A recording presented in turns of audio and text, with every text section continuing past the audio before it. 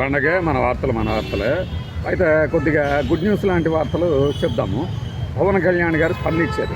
దేని మీద స్పందించారయ్యా అంటే, ఆర్థిక సంఘం అట పంచాయతీలకు పెండింగ్లో పెట్టినటువంటి 1120 రూపాయల కోట్ల 1120 రూపాయలు కాదండి, 1120 కోట్ల రూపాయల నిధులు విడుదల చేసేందుకు అంగీకరించింది.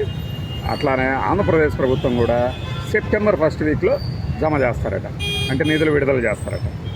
సో మొత్తానికి ఆయన శాఖకు సంబంధించో మరో శాఖ కానీ ఏదైనా కానీ నిధులు పెండింగ్లో పెట్టింది కేంద్ర ప్రభుత్వం అనేది షూర్గా ఆయన కూడా ఒప్పుకున్నాడు. ఇప్పుడు దాకా మేమేమి ఇవ్వలేదు అని చెప్పి కూడా చెప్పకనే చెప్పినట్లయింది. దీనికి ఈ నిధులు విడుదలవుతాయని చెప్పినటువంటి ముఖ్యమంత్రి చంద్రబాబు నాయుడు గారికి ఉప ముఖ్యమంత్రి పవన్ కళ్యాణ్ గారు కృతజ్ఞతలు చెప్పారు. ఇదంతా కూడా ఒక ప్రకటనలో రాసుకొచ్చారు. ఆయనైతే ప్రత్యేకంగా ఏమీ మాట్లాడలేదు. ఒక ట్విట్టర్, ఒక జనసేన కార్యాలయం, లేదంటే ఉప ముఖ్యమంత్రి గారి కార్యాలయం నుంచి ఈ ప్రకటనలు వెలువండి.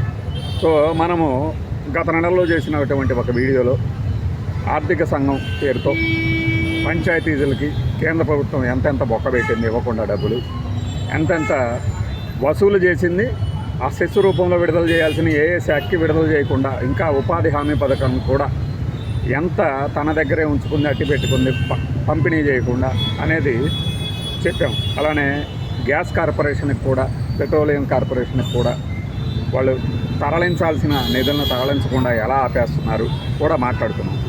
అందులో భాగంగానే మన ఆంధ్రప్రదేశ్కి సంబంధించినటువంటి జాతీయ ఉపాధి హామీ పథకానికి సంబంధించి అన్ని నిధులు రాలేదు.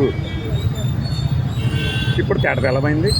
1120 రూపాయల కోట్ల పెండింగ్ నిధులు బహుశా ఈ సంవత్సరానికి కాదు, గత సంవత్సరానికే.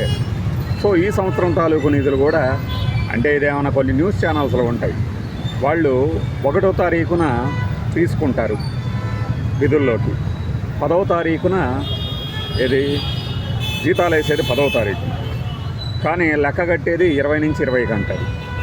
అంటే ఒక నెల జీతం దాదాపుగా వాళ్ళ దగ్గర పెట్టేసేసుకొని నోటీస్ పీరియడ్ కూడా ఇవ్వాలంటారు వెళ్ళిపోయే వాళ్ళకి.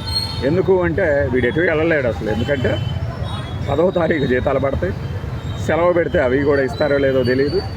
ఇలా ఒక చక్రబంధంలో ఇరికించేసి వాళ్ళని వాళ్ళ జీవితాలతో ఆడుకుంటూ ఉంటారు, జర్నలిస్టుల జీవితాలతో.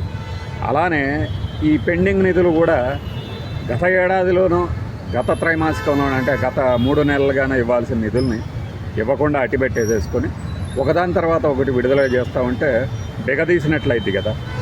మరి పవన్ కళ్యాణ్ గారు అప్పట్లో ఎలా ఊగారో మనం ఈ మధ్య తరచుగా ఆయన గురించి మాట్లాడుకుంటున్నాం. ఎందుకంటే అప్పట్లో ఉత్సాహం ప్రదర్శించింది ఆయనే కాబట్టి, ఆవేశం ప్రదర్శించింది ఆయనే కాబట్టి ఆయన గురించి మాట్లాడుకుంటున్నాం.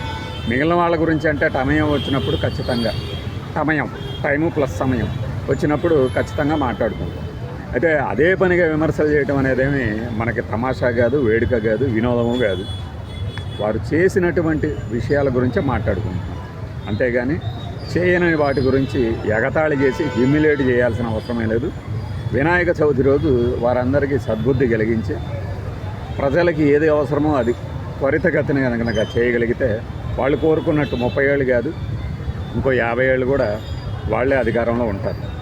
కానీ అది జరిగే సూచనలు ఉన్నాయా లేదా అనే ముందు మన కళ్ళ ముందు కనబడతానే ఉన్నాయి వాస్తవాలు.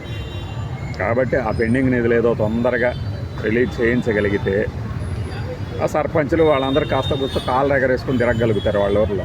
లేకపోతే అప్పు తీసుకొచ్చి మరీ పనులు చేయించాల్సిన పరిస్థితి, అంటే గౌరవానికి పోయినప్పుడు, లేనిపోని దర్జాకి పోయినప్పుడు, మీరు అప్పుడు గెలిచారు కదా అన్నీ చేపిస్తా ఉన్నారు ఎందుకు చేయలేదు అంటే సర్పంచ్ గారు రోషానికి పోయి ఆ డబ్బులన్నీ ఎక్కడో అప్పు తీసుకొచ్చి పనులు చేపిస్తారు. ఇప్పుడు అలాంటి వారి ఇక్కట్లు కూడా తొలుగుతాయని ఆశిద్దాం. బాయ్.